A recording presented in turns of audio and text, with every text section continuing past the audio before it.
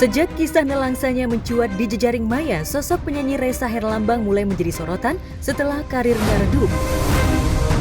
Sejumlah sejawat sesama selebriti mengundang menjadi bintang tamu di berbagai siniar, dari mulai Denny Sumargo hingga Melanie Ricardo. Sayangnya apa yang dikisahkan Ressa tak seirama dengan kenyataan, terutama kesaksian orang-orang yang mengaku pernah dekat dan kerjasama dengannya. Lantas seperti apa tanggapan Ressa yang secara eksklusif ditemui tim Gospot dengan pengakuan orang yang pernah ada dalam manajemennya?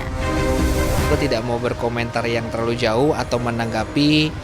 Aku sayang sama mereka, aku kenal mereka, mereka sayang sama aku, mereka keluarga aku, mereka orang-orang yang pernah bekerja sama-sama aku. Aku cuman berharap di saat seperti ini, yang katanya aku lagi viral atau apapun, justru aku kepengen kita bisa bekerja sama, cari rezeki sama-sama. Kisah kebangkrutan yang dijual Ressa di siniar sesama selebriti itu sangat bertolak belakang dengan realita yang ada. Kisah nelangsa Ressa ketika pertama kali dijabarkan di siniar milik Ferdi Elemen tentu saja membuat publik terenyuh. Apalagi kisah kebangkrutan Ressa hanya dalam hitungan jam. Ketika itu Ressa begitu mudahnya ditemui. Namun kini, sejak banyaknya keterangan orang yang pernah berada di dalam lingkarannya mencuat, Ressa seperti menghilang. Ada yang bilang bahwa Ressa ini menjual kesedihan, muter-muter menjual kesedihan keluarga, right? Bahkan ada yang bilang bahwa sebetulnya ini adalah preparation menuju Ressa Herlambang mau balik lagi supaya viral, dapat atensi masyarakat untuk balik lagi dengan single terbarunya Ressa Herlambang. Gak ada teh, aku gak ada apa-apa. Jadi cerita kamu memang jatuh miskin dari seorang anak sultan itu apa adanya? Iya. Tapi dia tidak menceritakan dari 2012 sampai 2022, dia nggak cerita udah dapat berapa miliar. Dari gue aja udah hampir 1,5 M, hampir 1 M. Belum dia dari penyanyi, berapa penyanyi, satu orang 150 juta udah berapa M. Sekarang coba, apa itu yang namanya terpuruk? Udah bangkit dia sebenarnya, tapi duitnya dipakai hura-hura. Dipakai hura-hura sama dia, dipakai beliin orang ini, show off segala macem. Jadi udahlah, gue yang tahu, gue 8 tahun hidup, gue masuk ke dalam keluarganya. Yang sekarang muncul ke permukaan, jadi berita media, Ressa begitu dikagumi, orang empati, dia struggle banget, seorang yang bisa menutupi kesusahan, kesulitan, anak yang soleh, anak yang baik, berbakti sama orang tua, buat saya nothing. Karena saya tahu, saat dia mendapatkan uang untuk pekerjaan yang saya arahkan untuk ke satu tempat, itu pekerja malah pergi ke Singapura. Dia malah hura-hura. Nangis gak sih?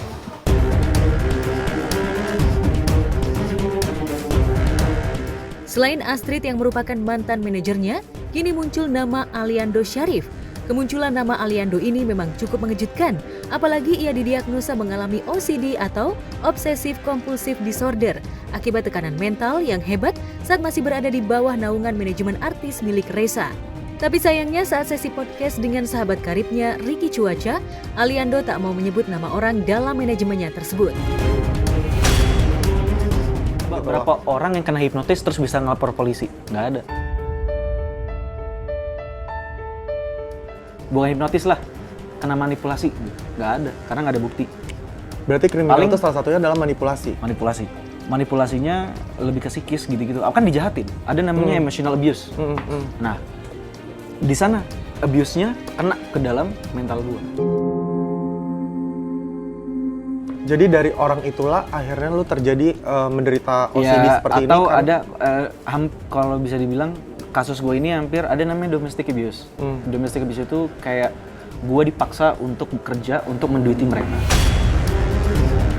Sana saya udah dengar, ya beberapa orang di sini udah dengar, berapa kanan kiri atas bawah semua depan belakang saya dengar. Saya yang pernah menangis. Ricky begitu terkejut ketika Ali menyebut nama orang tersebut dan nama-nama korbannya pun cukup banyak. Lantas benarkah orang yang dimaksud Ali dalam podcast Ricky adalah Ressa? Buat artis-artis nih, bawaan nih. Berarti total yang tahu ada berapa orang yang pernah kena sebenarnya kasus sama seniman, dia? Iya, seniman ada. Masuk ada. Siapa sih? Oh my god. Lu tau gak? Nah, di balik itu gue tahu nih. Kenapa bisa sengaco ini? Sebenarnya masuk lu gila lu, kemarin dulu keren banget. kok bisa begini sih? Kenapa kamu mau masuk manajer Resa? Waktu itu di situ ada Aliando belum ngetop waktu itu. Sampai aku yang disuruh nih, disuruh nganterin Ali kemana gitu. Tak hanya Ali, nama baru yang diduga menjadi korban penipuan Resa bermunculan ke publik. Mereka adalah Iva Dewi, Kiki Kanyu, dan Lutfi. Iva misalkan yang pernah menjadi salah satu artis di bawah naungan RH Manajemen milik Resa. Saat itu Eva pernah membeli satu lagu milik Resa.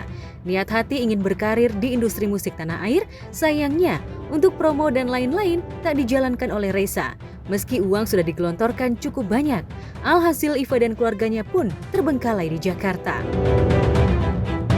Iya teman-teman, jadi nama yang sudah disebutkan itu benar, itu nama saya Iva, saya dari Bandung, dan saya pernah menjadi salah satu artis di bawah naungan RH Manajemen. Dan saya ingin membenarkan dengan adanya cerita yang sudah beredar, yang sudah FYP terus, saya juga pernah membeli lagu sampai 1 album.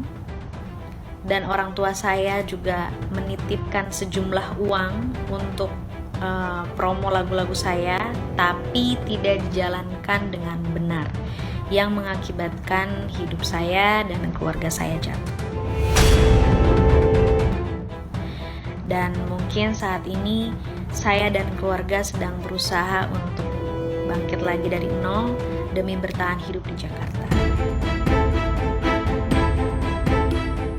Kemunculan Iva itu tentu saja menuai reaksi beragam dari warganet. Namun Iva tak hanya membual, ia menyodorkan banyak bukti ketika dirinya berada dalam manajemen Resa dan menyanyikan lagu yang ia pernah beli dari Resa. Seandainya dirimu pun tahu apa yang ku rasa, aku yang selalu mencintai kamu, berharap kau juga mencintai aku. Resa, masih ingat lagunya Iva nggak? Seandainya dirimu pun tahu apa yang ku rasa, aku yang selalu mencintai kamu. Aku kenal karena saya baru rilis single baru. Saya pikir saya mau bikin second single. Saya tanya Resa, Kak Resa bisa tulis lagu nggak? Oh bisa katanya. Lagunya Syahrini aku yang tulis. Oh iya gitu ya Kak. Oke kalau bisa kayak gitu kita tukeran kontak ya. Tukeran kontak lah saya dengan manajernya. Pertemuan selanjutnya di Hard Rock Senayan. Di situ akhirnya kita nego harga, dia minta di harga 50 juta satu lagu. Oke. Udah deal di situ, ada saya, ada Barbie Kumalasari, dampingin saya. Akhirnya setelah itu beberapa hari kemudian uangnya saya transfer secara full. Lalu dia menjanjikan untuk dibikin kontrak lagunya. Ternyata kontraknya itu nggak ada. Alasannya kamu latihan vokal aja dulu ke rumah karena di rumahnya ada studio tempat latihan. Saya datang ke rumahnya, dikenalin sama keluarganya, ada papahnya di situ, ada mamahnya. Nah, setelah saya lihat kondisi ibunya di situ, ibunya memang waktu itu lagi sakit ya Mas ya. Dalam kondisi yang memang sakit, yang bikin hati kita aja sebagai manusia melihatnya pasti terenyuh gitu. Akhirnya mulai dekatlah saya dengan keluarganya Resa. Oke. Saya mengesampingkan semua pekerjaan yang dari awal seharusnya dia kerjakan itu dengan ngelihat dia ngomong sama saya, please tolong bantu saya Cleo. Karena saya mau sukses lagi, saya mesti sukses lagi untuk keluarga saya, untuk mama terutama. Ya saya sebagai manusia pasti saya mau bantu ya Mas ya. Tapi setelah banyak yang saya bantu, akhirnya ketahuan ketika dia minta untuk check up ibunya. Invoice yang dikirim ke saya itu invoice tahun 2020, which is itu invoice 2 tahun yang lalu. Jadi di situ saya negor dia, saya bilang, Kak ini invoice 2 tahun yang lalu, kenapa dikirimin sekarang? Dia bilang, oh nggak salah kirim, kenapa kamu nggak percaya?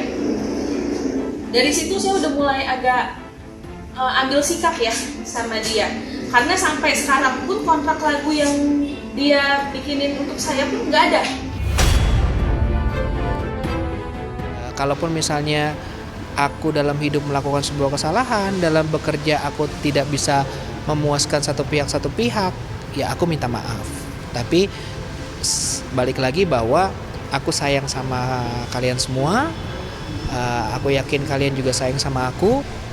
Aku cuma berharap justru di momen ini kita jangan bertengkar, tapi bagaimana caranya kita maju sama-sama. Itu aja sebenarnya.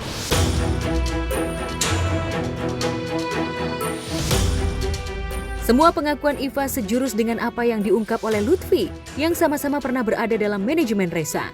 Pada tahun 2010 sampai 2011-an, Lutfi pernah menyetor uang yang jumlahnya cukup besar untuk proyek bersama. Sialnya, uang yang sudah disetorkan untuk kerja sama itu hingga saat ini menguap tanpa ada hasil apapun. Sama nih, terakhir gue itu ketemu 10 tahun yang lalu kayaknya juga ya. Pas ngamatin salah satu talentnya dia, ya, yang dalam manajemennya, termasuk gue, manajemennya dulu. Gue nyelamatin dia karena dia terusir dari rumah yang udah disewa, yang dipercayain sama Reza, ya, dan keluarganya ya. Udah bayar 2 tahun, ternyata cuma dibayarin setahun. Setelah itu mereka saat itu gak punya uang sama sekali, sudah habis-habisan karena semua sudah diserahin dan diminta sama Reza. Habis-habisan. Barang-barang udah di luar. Akhirnya gue dan teman-teman sewa truk bareng-bareng, kita cari kontrakan kecil buat nyamatin mereka. Semoga orangnya akan speak up. Nah, kejadian ini itu 2010-2011, di mana saat Reza menceritakan semua tentang kebangkrutannya, di saat itulah gue termasuk dan beberapa orang lain ya menyerahkan sebuah kayak kerjasama dana yang cukup besar, sangat besar. Nilainya nggak usah disebut, katanya salah. Tanya aja Rezanya. Itu semua adalah perjalanan ya. Balik lagi bahwa pro kontra itu tidak bisa dihindari. Yang jelas aku ingin berkarya, aku ingin mengangkat derajat keluargaku, dan aku sayang sama semuanya. Aku tidak pernah merasa tersudutkan atau dihina atau di apapun, nggak ada. Aku masih biasa aja, dan biar waktu lah yang menjawab. Aku yakin semuanya pasti berada di tempat yang tepat, dan apapun yang sudah terjadi sekarang itu juga pasti dari petunjuknya Allah dan kun fayakunnya Allah. Maksudnya ketika ada berita ini atau ada kontra ini, ada pro ini, berarti kan itu atas izin Allah. Jadi aku sekarang jalanin aja. Ya lu tobat aja, Res. Tobat, jangan lu pura-pura belaga suci mukanya, mau hijrah segala macem, nggak usah lah. Lu tobat dengan diri lu sendiri. Lu inget mama udah, kan gue mah ibarat kata sama mama udah kayak anaknya, udah kayak adik kakak berarti mak lu. Ibaratnya udah lu tobat. Lu, gue cuman tetap gue akan minta duit 17 juta itu urusan gue, mau gue sedekain apa mau gimana, gue tetap tidak ridho yang 17 juta itu. Lu tobat, lu inget mamah lu sekarang jadi orang bener. Ya udah gitu aja sih sebenarnya. Kalau lu juga kalau lu mampu, gue doain lu bisa naik lagi segala macem. Lu punya rezeki, lu mau bayar silakan, nggak bayar nggak apa-apa, yang hampir 1 M. Tapi yang 17 juta ini lu harus bayar karena gue tidak ridho sama sekali.